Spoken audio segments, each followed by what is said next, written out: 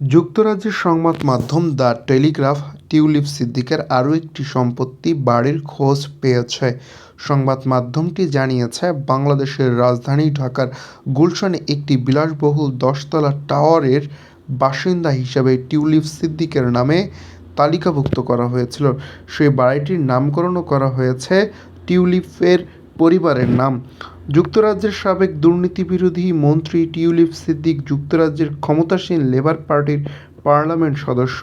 ছাত্র জনতার গণ-অভ্যুত্থানে পালিয়ে ভারতে আশ্রয় নেওয়া স্বৈরাচারী প্রধানমন্ত্রী শেখ হাসিনা তার খালা। দ্য টেলিগ্রাফের প্রতিবেদনে বলা হয়, ঢাকার কর্মকর্তাদের ধারণা সিদ্দিকস নামে ঢাকার এই অ্যাপার্টমেন্ট কমপ্লেক্সটি ২০১৪ সালে টিউলিপের অ্যাপার্টমেন্টটির ভবনটির অবস্থান ঢাকার গুলশানে। এই এলাকায় বিভিন্ন দেশের দূতাবাসের পাশাপাশি বড় ব্যবসা প্রতিষ্ঠান রয়েছে।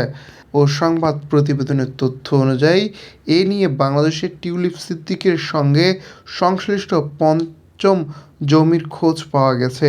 যুক্তরাজ্যের ক্ষমতাসীন লেবার পার্টির সূত্র বলছে, বাংলাদেশে টিউলিপের কোনো সম্পত্তি নেই, তাই এই বিষয়ে কোনো প্রশ্ন জবাবও দেয় নাই।